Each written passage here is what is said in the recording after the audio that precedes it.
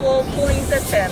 This servo cooling system combined with the photo cell together, and this makes the cutting and the pulling of the film is very accuracy.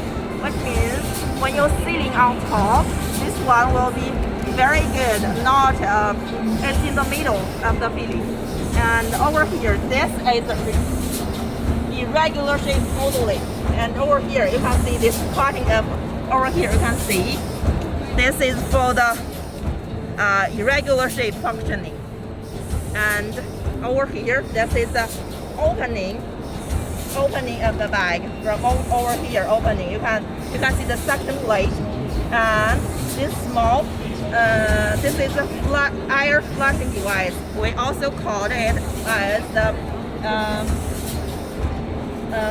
bag opening detective device. If this didn't open very good, then the filling station will stop filling. The sealing station will stop sealing. So we have the no filling, no sealing function of the machine. And over here you can see this is the filling function. Also this is one nozzle station. We have two duplex mode. And over here, this is the bag stretching part. After